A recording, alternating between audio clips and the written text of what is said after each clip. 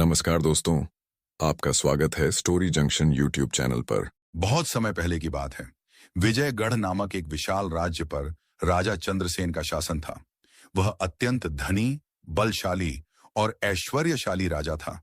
परंतु उसकी एक विशेषता थी जो उसे अन्य राजाओं से अलग बनाती थी। उसके पास 365 पत्नियां थीं। राजा चंद्रसेन को सुंदर स्त्रियों से अत्यधिक प्रेम था। वह हर पूर्णिमा को विवाह करता और अपनी रानी बना लेता। उसका महल इतना विशाल था कि उसमें 365 महलों की श्रृंखला थी, जहां हर रानी के लिए अलग अलग कक्ष बनाए गए थे। प्रत्येक रानी के लिए विशेष सेविकाएं, आभूषण, वस्त्र और दास दासियां थीं। राजमहल में हर दिन किसी न किसी रानी का विशेष दिन होता। राजा हर दिन एक नई रानी के साथ समय बिताता, जिससे किसी को भी शिकायत का अवसर न मिले। लेकिन फिर भी कुछ रानियां असंतुष्ट थीं। रानी सौम्या, जो सबसे बुद्धिमान और सुंदर थी, समझ गई थी कि राजा का प्रेम सच्चा नहीं बल्कि एक दिखावा मात्र है। वह जानती थी कि जब तक राजा को कोई बड़ी सीख नहीं मिलेगी, तब तक वह इस अय्याशी को छोड़ने वाला नहीं। एक दिन रानी सौम्या ने सभी रानियों को एक गुप्त बैठक में बुलाया। उसने कहा, राजा केवल बाहरी सुंदरता को महत्व देते हैं, लेकिन हमें उन्हें यह सिखाना होगा कि सच्चा प्रेम क्या होता है। अगर हम सब मिलकर एक योजना बनाएं तो राजा को बदला जा सकता है। रानी सौम्या की योजना पर सभी रानियां सहमत थीं, लेकिन सवाल था कि राजा को सबक कैसे सिखाया जाए। आखिर वह इतना शक्तिशाली और अहंकारी था कि किसी की भी नहीं सुनता था। रानी सौम्या ने सभी रानियों से कहा, राजा को हमारे बिना एक दिन भी चैन नहीं आता। अगर हम सब एक साथ बीमार होने का नाटक करें तो राजा को एहसास होगा कि हम सिर्फ उसकी विलासिता का हिस्सा नहीं हैं, बल्कि इस महल की आत्मा हैं। अगले ही दिन महल में एक अजीब दृश्य देखने को मिला। हर रानी ने बीमार होने का बहाना बनाया। कोई बेहोश होने लगी, कोई बुखार में तपने लगी, तो कोई पीड़ा से कराहने लगी। सेवकों और दासियों ने यह खबर राजा तक पहुंचाई। राजा चंद्रसेन पहले तो इसे एक संयोग समझा, लेकिन जब हर दिन कोई ना कोई रानी गंभीर रूप से अस्वस्थ होती रही, तो वह चिंता में पड़ गया। एक दिन राजा ने अपने प्रमुख राजवैद्य को बुलाया और कहा, मेरी रानियां दिन ब दिन बीमार क्यों होती जा रही हैं? क्या महल में कोई बुरी शक्ति प्रवेश कर गई है? राजवैद्य ने कुछ देर सोचने के बाद उत्तर दिया, महाराज, यह बीमारी शारीरिक नहीं, मानसिक है। आपकी रानियों को आपकी सच्ची सहानुभूति और प्रेम की आवश्यकता है, न कि केवल आपका साथ। राजा यह सुनकर चौंक गया। उसने पहली बार सोचा कि क्या वह वास्तव में अपनी पत्नियों से प्रेम करता है या केवल उनका उपयोग कर रहा है। राजा को और अधिक विचलित करने के लिए रानी सौम्या ने दूसरी योजना बनाई। उसने महल के सभी संगीतकारों, नर्तकों और कलाकारों से कहा कि वे राजा के लिए अपनी कला का प्रदर्शन न करें। अचानक महल में न तो गीत थे, न नृत्य, न हास्य, न उत्सव। राजा के लिए यह असहनीय हो गया। उसे लगने लगा कि महल में कोई शून्यता आ गई है। राजा चंद्रसेन अब पूरी तरह से असमंजस में था। महल में चल रही अजीब शांति ने उसे विचलित कर दिया था। वह समझने की कोशिश कर रहा था कि क्या वह वास्तव में अपने रानी और उनके प्रेम का महत्व समझता था, या फिर वह केवल एक शोशा बनाकर उनका उपयोग कर रहा था। एक रात राजा चंद्रसेन ने निश्चय किया कि वह इस स्थिति का समाधान स्वयं निकालेगा। उसने महल के प्रत्येक कोने का दौरा किया और वहां उसने रानी सौम्या को देखा, जो अन्य रानियों के साथ बैठी थी। वह उन्हें कुछ समझा रही थी और रानियां चुपचाप सुन रही थीं। राजा ने धीरे धीरे कदम बढ़ाए और रानी सौम्या के पास पहुंचकर कहा, तुमने यह क्या किया? क्यों तुम सब ने मुझे इतना चुपचाप छोड़ दिया? रानी सौम्या ने उसे देखा और धीरे से उत्तर दिया, महाराज, यह केवल दिखावा नहीं था। हमने आपको अपनी असलियत समझाने की कोशिश की है। हम सब आपकी रानियां हैं, लेकिन क्या हम आपके लिए सिर्फ एक शोपीस हैं? राजा ने कुछ नहीं कहा, बस एक गहरी सांस ली। उसे अपनी गलती का एहसास होने लगा था। अगले कुछ दिनों में राजा ने महल में हर एक रानी से व्यक्तिगत रूप से बात की। वह जानना चाहता था कि वे वास्तव में कैसे महसूस करती हैं। रानी सौम्या ने राजा को सिखाया कि प्रेम केवल शब्दों और उपहारों से नहीं, बल्कि समझ और सच्चाई से आता है। राजा चंद्रसेन ने महसूस किया कि उसे अपनी रानियों के साथ वक्त बिताने की आवश्यकता थी। वह अब केवल ऐशो आराम के बजाय उनके साथ वास्तविक संबंध स्थापित करना चाहता था। राजा ने अपना जीवन बदलने का निश्चय किया। उसने महल में एक बड़ा उत्सव आयोजित किया, जिसमें उसने रानियों के साथ समय बिताया और उनके विचारों को सुना। उन्होंने वचन लिया कि अब वह केवल बाहरी सुंदरता को नहीं, बल्कि उनकी आत्मा और भावनाओं को समझेगा। राजा चंद्रसेन ने अपनी रानियों से संवाद स्थापित करने की शुरुआत की थी, लेकिन असली चुनौती अभी बाकी थी। अब उसे यह समझना था कि एक राजा के रूप में उसे अपनी जिम्मेदारियों का निर्वाह कैसे करना चाहिए, न कि केवल ऐश्वर्य और सुख सुविधाओं में डूबे रहना चाहिए। राजा चंद्रसेन ने महल में एक नई नीति लागू की। उसने हर रानी के साथ एक सप्ताह बिताने का निर्णय लिया, जहां वे केवल एक दूसरे से संवाद करेंगे, उनके विचारों और भावनाओं को साझा करेंगे। यह उसकी ऐश्वर्यपूर्ण जीवन शैली से हटकर एक बिल्कुल नया कदम था। इसके बाद महल में हर रानी को अपना स्थान और महत्व महसूस होने लगा। वे एक दूसरे से न केवल प्यार, बल्कि एक दोस्ती और समझ विकसित करने लगीं।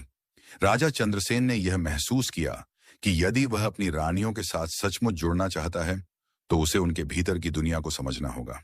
रानी सौम्या ने राजा चंद्रसेन को एक दिन कहा, महाराज, आपके भीतर एक अद्भुत क्षमता है, लेकिन यह केवल तभी प्रकट होगी जब आप अपनी रानियों को सिर्फ उनके बाहरी रूप से नहीं, बल्कि उनके अंदर छिपी शक्तियों को भी देखेंगे।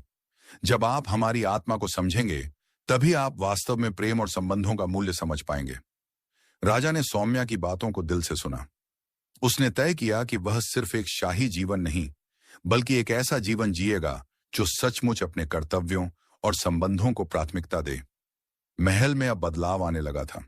राजा ने अपनी सारी व्यस्तताओं से समय निकाला और रानियों के साथ अध्ययन, संगीत और नृत्य जैसी गतिविधियों में भाग लिया। वह जानने लगा कि हर रानी के पास अपनी एक अनूठी कहानी है और उनके अनुभवों से वह बहुत कुछ सीख सकता था।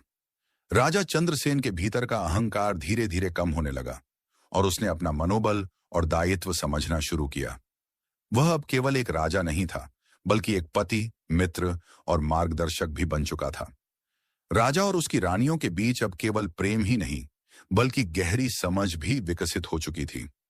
रानियां राजा के साथ न केवल शाही कामकाज में हिस्सा लेने लगीं, बल्कि उनके विचारों और दृष्टिकोण पर भी चर्चा करतीं। हर रानी के साथ बिताया गया समय अब सिर्फ ऐश्वर्य का हिस्सा नहीं था, बल्कि वह एक साझा अनुभव बन गया था। राजा ने महसूस किया कि अब वह 365 पत्नियां नहीं, बल्कि 365 मित्रों के साथ जीवन जी रहा है। राजा चंद्रसेन ने अपनी जीवन शैली में बदलाव किया था, लेकिन अब उसकी यात्रा और भी कठिन मोड़ों पर थी। वह यह महसूस कर चुका था कि केवल बाहरी सुख और ऐश्वर्य से अधिक कुछ है, सच्चा प्रेम, सम्मान और संबंध। लेकिन क्या वह पूरी तरह से इस नए दृष्टिकोण को अपनी जिंदगी में उतार पाएगा? राजा ने महल के बाहर भी बदलाव लाने का निश्चय किया। उसने अपने राज्य में हर वर्ग के लोगों के साथ मेलजोल बढ़ाया। गरीबों से लेकर अमीरों तक उसने सबकी समस्याओं को सुना और उनके समाधान में रुचि दिखाई। ये देखकर रानियां और राज्य के लोग चमत्कृत हो गए। वे अब राजा को केवल शाही व्यक्ति नहीं, बल्कि एक मानवतावादी नेता के रूप में देखने लगे थे।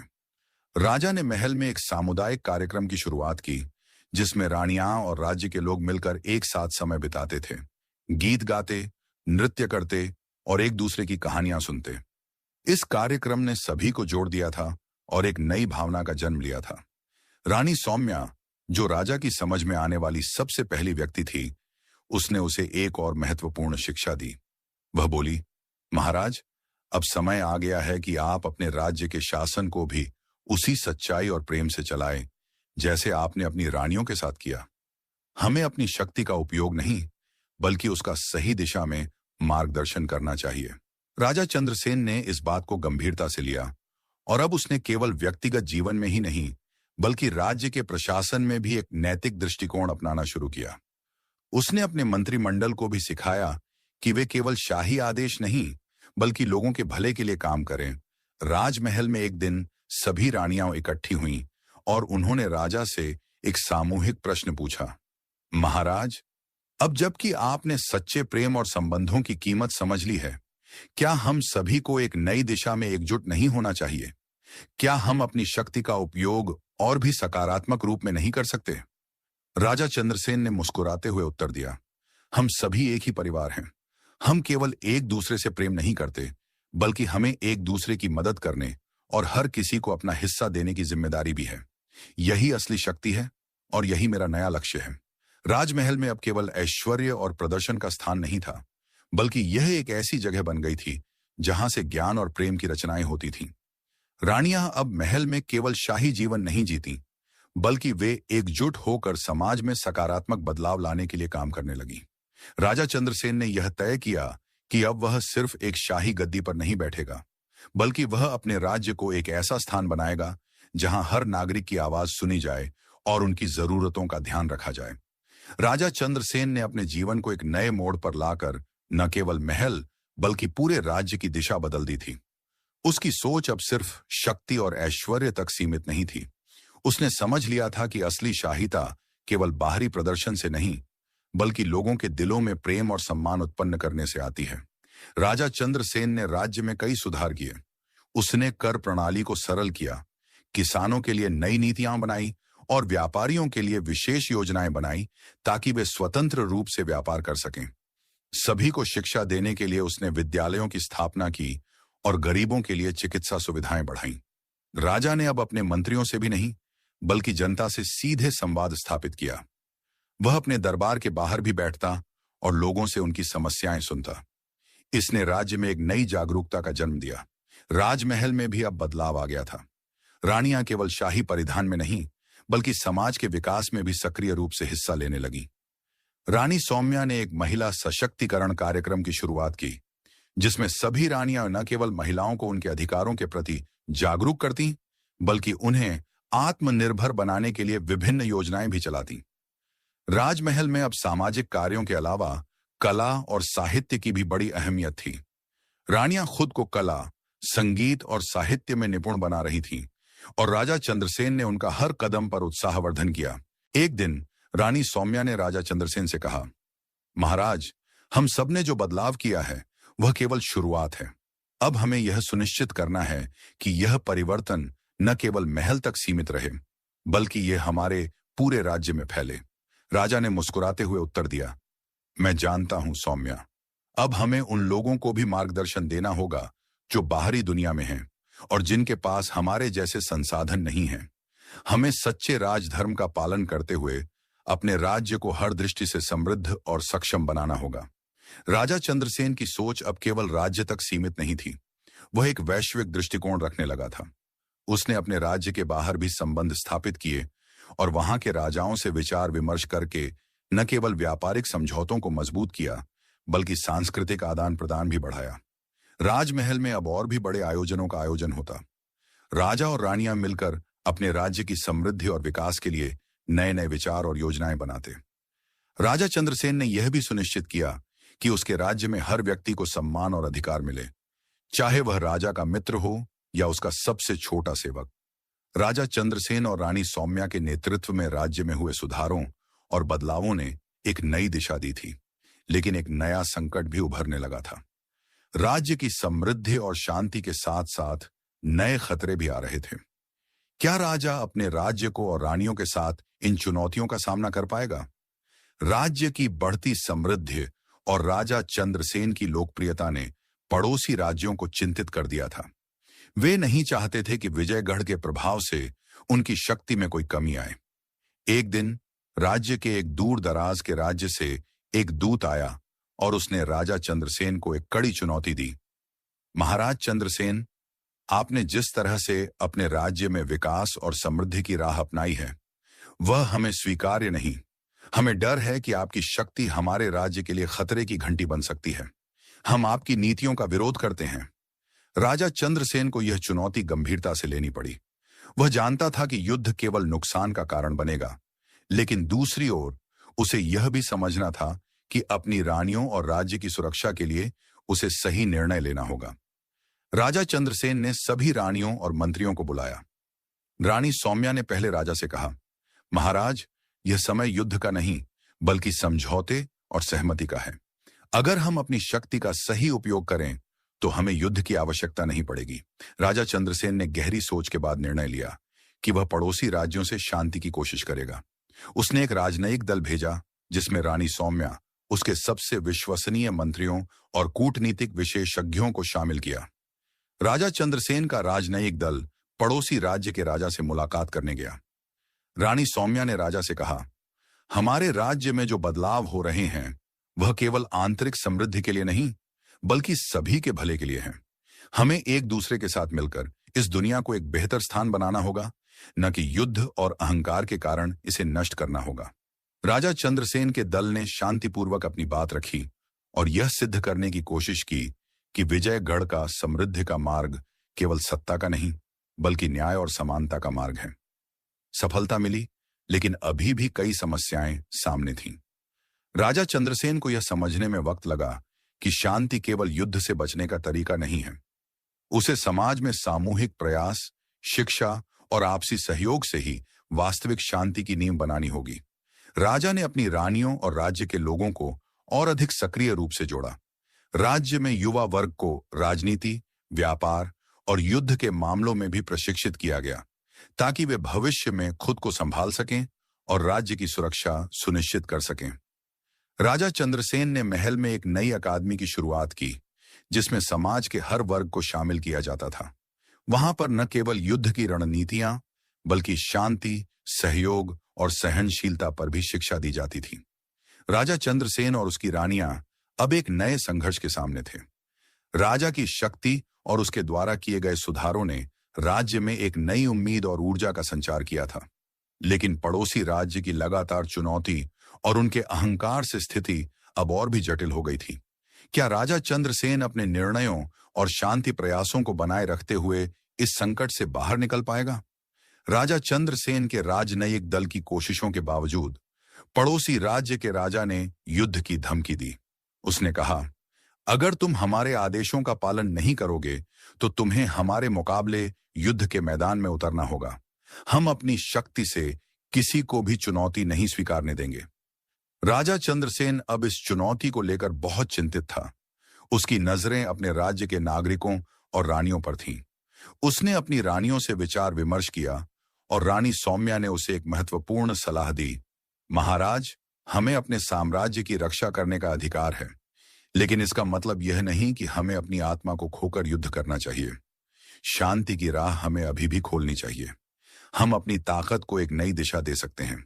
राजा चंद्रसेन ने रानी सौम्या की बात मानी और तय किया कि वह युद्ध के बजाय एक अंतिम प्रयास करेगा। उसने न केवल अपने राजनयिक दल को मजबूत किया, बल्कि अब अपने शाही सैनिकों को भी मानसिक रूप से तैयार किया। वह जानता था कि एक अच्छे राजा का काम केवल युद्ध जीतना नहीं, बल्कि अपनी प्रजा को सुरक्षित रखना और उनके लिए सबसे अच्छे रास्ते पर चलना होता है। राजा ने एक नया दृष्टिकोण अपनाया। वह अपने राज्य को पूरी तरह से आत्मनिर्भर बनाने का प्रयास करेगा। उसने सभी प्रमुख क्षेत्रों, कृषि, व्यापार, विज्ञान और कला में आत्मनिर्भरता की दिशा में काम शुरू किया। साथ ही उसने पड़ोसी राज्यों से इस बात का संकल्प लिया कि वह एक आर्थिक समझौता करेंगे जो सभी के लिए फायदेमंद होगा। राजमहल में बदलाव की हवा फिर से बहने लगी थी। राजा चंद्रसेन ने अपनी रानियों को और भी अधिक समाज कार्यों में भाग लेने के लिए प्रेरित किया। रानी सौम्या ने पूरे राज्य में महिलाओं के अधिकारों के बारे में जागरूकता फैलाने के लिए एक बड़ा अभियान शुरू किया। रानी माधवी ने शिक्षा के क्षेत्र में नई योजनाएं बनाई, जिससे राज्य में हर वर्ग तक ज्ञान पहुंच सके। राजा ने अपने सैन्य बल को पुनः संगठित किया, लेकिन अब उनका उद्देश्य केवल आक्रमण नहीं, बल्कि अपने राज्य की रक्षा करना था। सैनिकों को रणनीति के बजाय शांति की मानसिकता और समाज की भलाई के लिए काम करने का पाठ दिया गया। राजा चंद्रसेन के प्रयासों के बाद पड़ोसी राज्य के राजा ने अचानक अपनी स्थिति बदल दी। एक दिन राजा चंद्रसेन को एक संदेश प्राप्त हुआ। महाराज चंद्रसेन, हम आपके राज्य में किए गए सुधारों और शांति प्रयासों से प्रभावित हुए हैं। हम अब युद्ध नहीं, बल्कि समझौता करना चाहते हैं। आइए हम दोनों मिलकर एक नई शुरुआत करें, जिसमें दोनों राज्य आपस में सहयोग करें और समृद्धि के रास्ते पर चलें। राजा चंद्रसेन ने यह प्रस्ताव सकारात्मक रूप से लिया, लेकिन उसने अपनी स्थिति को मजबूत रखने के लिए इसे समझदारी से लिया। उसने अपने मंत्रियों से सलाह ली और एक शांति संधि की ओर कदम बढ़ाया। राजमहल में रानियां और राज्य के लोग खुश थे, क्योंकि यह एक नया मोड़ था। राजा चंद्रसेन ने एक महाकवि सम्मेलन का आयोजन किया, जिसमें सभी रानियां और उनके दरबार के विद्वान उपस्थित थे। इसमें कविता, कला और संस्कृति का आदान प्रदान हुआ, जिससे राज्य में और भी सृजनात्मकता बढ़ी। राजा ने अपनी रानियों से यह वादा किया कि वह केवल शाही कर्तव्यों तक सीमित नहीं रहेगा, बल्कि समाज की हर छोटी से छोटी बात पर ध्यान देगा। उन्होंने यह भी कहा कि अब उनका राज्य शांति और समृद्धि का प्रतीक बनेगा। राजा चंद्रसेन के द्वारा किए गए शांति प्रयासों और सुधारों ने न केवल उसके राज्य बल्कि समस्त क्षेत्र में एक नया उदाहरण पेश किया था। पड़ोसी राज्य ने शांति समझौते का प्रस्ताव दिया था और राजा चंद्रसेन ने उसे स्वीकार कर लिया। लेकिन एक नई चुनौती आ रही थी जिसे वह और उसके राज्य को समझदारी से हल करना होगा। राजा चंद्रसेन और पड़ोसी राज्य के राजा के बीच एक ऐतिहासिक समझौता हुआ। यह न केवल दोनों राज्यों के बीच शांति का संकेत था, बल्कि यह भी दिखाता था कि जब दो राज्य एक दूसरे के साथ मिलकर कार्य करते हैं तो उनका सामूहिक लाभ अधिक होता है। राजा चंद्रसेन ने इस समझौते के बाद अपनी रानियों से चर्चा की और रानी सौम्या ने कहा, महाराज, अब हमें केवल अपने राज्य को नहीं बल्कि पूरे क्षेत्र को शांति और समृद्धि की दिशा में मार्गदर्शन करना होगा। यह एक नई शुरुआत है। राजा ने हाँ में सिर हिलाया और कहा, हम केवल राज्य की सीमाओं तक ही सीमित नहीं रह सकते। हमें अब यह सुनिश्चित करना होगा कि हमारे प्रयास न केवल हमारी प्रजा को बल्कि आसपास के राज्यों को भी लाभ पहुंचाएं। राजा चंद्रसेन ने अपने राज्य में हर नागरिक की भूमिका को महत्वपूर्ण मानते हुए एक नई योजना बनाई। अब राज्य में हर वर्ग के नागरिक को न केवल उनके अधिकारों के बारे में बताया गया बल्कि उन्हें सक्रिय रूप से राज्य के विकास में शामिल होने के लिए प्रोत्साहित किया गया। राजा ने विशेष रूप से युवाओं को समाज की जिम्मेदारी और नेतृत्व की दिशा में तैयार करना शुरू किया। युवा शैक्षिक संस्थानों में जाकर अपनी शिक्षा पूरी करते और फिर राज्य के विकास में योगदान देने के लिए प्रशिक्षित होते थे। राजा और रानी सौम्या ने महिलाओं को सशक्त बनाने के लिए विभिन्न योजनाओं की शुरुआत की। उन्होंने उन्हें शिक्षा, स्वास्थ्य और आत्मनिर्भरता के क्षेत्र में अवसर प्रदान किए। यह समय था जब राज्य में प्रत्येक नागरिक, चाहे वह पुरुष हो या महिला, हर वर्ग के लोग एक समान महसूस करने लगे। राजा चंद्रसेन ने अब अन्य राज्यों से भी सहयोग बढ़ाने की योजना बनाई। उसने न केवल व्यापारिक संबंधों को मजबूत किया बल्कि सांस्कृतिक आदान प्रदान और आपसी समर्थन को बढ़ावा दिया। इससे राज्य की प्रतिष्ठा और समृद्धि दोनों बढ़ी। रानी सौम्या ने एक अंतर्राष्ट्रीय सम्मेलन का आयोजन किया जिसमें विभिन्न देशों और राज्यों के प्रतिनिधियों को आमंत्रित किया गया। इसमें सांस्कृतिक, व्यापारिक और राजनयिक विषयों पर चर्चा हुई, जिससे राज्य का नाम और भी ऊंचा हुआ। लेकिन जैसे ही राजा चंद्रसेन और उसकी रानियां एक स्थिरता की ओर बढ़ रहे थे, एक नया संकट सामने आया। राज्य के भीतर कुछ ऐसे लोग थे जो राजा की नई नीतियों और बदलावों से संतुष्ट नहीं थे। उनका मानना था कि यह नीतियां पुराने समय के राजकुमारों और शाही परिवारों के सम्मान को नुकसान पहुंचा रही हैं। कुछ विद्रोही तत्वों ने इस असंतोष का फायदा उठाने की कोशिश की और राज्य में अराजकता फैलाने का प्रयास किया। राजा चंद्रसेन और उसकी रानियों को इस संकट का सामना करना था। राजा ने इस स्थिति से निपटने के लिए पहले अपनी रानियों को बुलाया। रानी सौम्या ने कहा, महाराज, हमें इस संकट को शांति और समझदारी से हल करना होगा। हमें उन लोगों के दिलों में बैठी असंतोष की भावना को समझने की आवश्यकता है और फिर उन्हें हमारी नई नीतियों का महत्व समझाना होगा। राजा चंद्रसेन ने अपनी रानियों के साथ मिलकर यह निर्णय लिया कि वह केवल सैन्य शक्ति का उपयोग नहीं करेंगे बल्कि उन लोगों से संवाद स्थापित करेंगे जो इस बदलाव को समझ नहीं पा रहे थे। राजा चंद्रसेन और उसकी रानियां इस नए संकट से निपटने के लिए पूरी तरह तैयार थे। राज्य में असंतोष फैलाने वाले विद्रोहियों को शांत करना अब एक बड़ी चुनौती बन चुकी थी। राजा चंद्रसेन के लिए यह केवल बाहरी आक्रमण नहीं था बल्कि यह उनके अपने लोगों का दिल जीतने का अवसर था। राजा चंद्रसेन ने समझा कि इस संकट से पार पाने के लिए उसे अपने लोगों से सीधे संवाद करना होगा। वह जानता था कि अगर उसके राज्य की प्रजा उसकी नीतियों को सही तरीके से समझे तो विद्रोह का कोई भी कारण नहीं रहेगा। राजा ने एक सभा का आयोजन किया जिसमें राज्य के सभी वर्गों के लोग शामिल हो सकते थे और उन्होंने अपने विचार साझा करने के लिए एक मंच दिया। राजा चंद्रसेन ने सभा में कहा, मेरे प्यारे नागरिकों, मैं जानता हूं कि कुछ बदलाव आपको कठिनाई का कारण लग सकते हैं, लेकिन मेरे पास जो योजना है वह केवल राज्य की समृद्धि के लिए नहीं बल्कि हमारे समाज के हर व्यक्ति की भलाई के लिए है। हम सब एक साथ इस राज्य को और अधिक समृद्ध बना सकते हैं, लेकिन इसके लिए हमें एकजुट होना पड़ेगा। रानी सौम्या ने भी सभा में हिस्सा लिया और कहा, हमारे राज्य की सशक्ति केवल बाहरी ताकत से नहीं बल्कि हमारी एकता और समझ से होती है। हमें उन लोगों की मदद करनी चाहिए जो इन बदलावों को नहीं समझ पा रहे हैं। शांति और सहयोग से हम सभी को एक बेहतर भविष्य दे सकते हैं। राजा और रानी के शब्दों ने कुछ ही समय में जनता के दिलों को छू लिया। अधिकांश लोग इस बदलाव के पक्ष में आ गए और धीरे धीरे विद्रोहियों का समर्थन कम होता गया। फिर भी कुछ विद्रोही तत्व पीछे नहीं हट रहे थे। राजा चंद्रसेन ने उन्हें एक आखिरी मौका दिया। उन्होंने विद्रोहियों को एक खुले मंच पर अपने विचार व्यक्त करने का आमंत्रण दिया। इसके बाद राजा ने एक बुद्धिमान और समझदार संवाद के द्वारा यह सुनिश्चित किया कि वे सभी अपनी शिकायतों को सही तरीके से व्यक्त कर सकें। विद्रोहियों का नेतृत्व करने वाले एक युवक ने कहा, महाराज, हमारी समस्या यह नहीं कि आप सुधार लाए हैं, बल्कि हमारी चिंता यह है कि पुराने राज्य परिवार और उनके विचारों को क्या होगा। हम चाहते हैं कि आप इन बदलावों के दौरान हमारे इतिहास और संस्कृतियों को भी सम्मान दें। राजा चंद्रसेन ने यह बात गहरी सोच के साथ सुनी।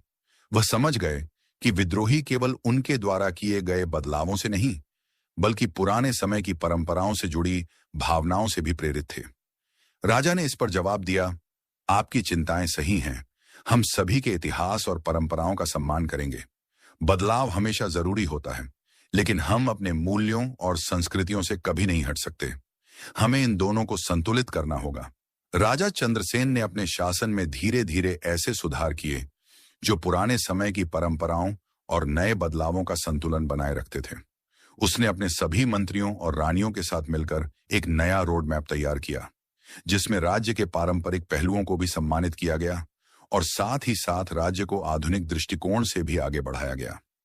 राज्य में अब सभी वर्गों के लोग एकजुट होकर काम कर रहे थे। राजा चंद्रसेन और उसकी रानियां हर वर्ग की परेशानियों को समझते हुए समाधान ढूंढ रहे थे। आदर्श और नैतिक ताकत से समाज में एकता स्थापित कर रहे थे।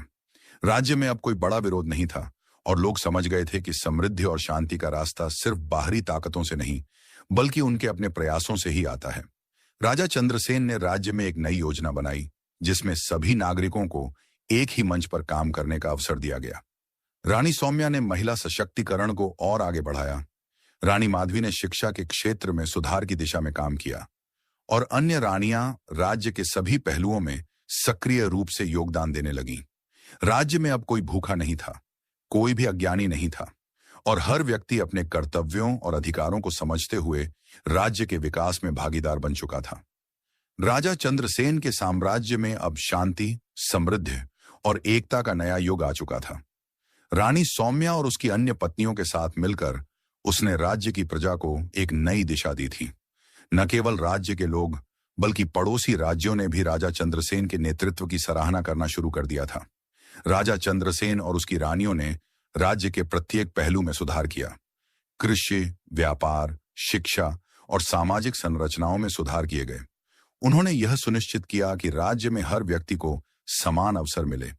इसके परिणाम स्वरूप विजयगढ़ अब एक ऐसी मिसाल बन चुका था जिसे देखकर अन्य राज्य भी अपने कदमों को सुधारने की कोशिश कर रहे थे। राजमहल में नई नीतियों और योजनाओं के सफल कार्यान्वयन के बाद राजा चंद्रसेन ने अपने लोगों के समर्पण और मेहनत की सराहना की। उन्होंने यह सुनिश्चित किया कि राज्य के सभी नागरिकों को सम्मानित किया जाए और उनकी मेहनत के बदले उन्हें उचित पुरस्कार मिले। राजा चंद्रसेन अब एक नया अध्याय शुरू करने के लिए तैयार था। उसने सोचा कि शांति और समृद्धि की वास्तविकता केवल बाहरी दिखावे से नहीं, बल्कि उसकी आंतरिक शक्ति से आती है। वह जानता था कि उसका असली कार्य अब इस राज्य को आने वाली पीढ़ियों के लिए स्थिर और समृद्ध बनाना था।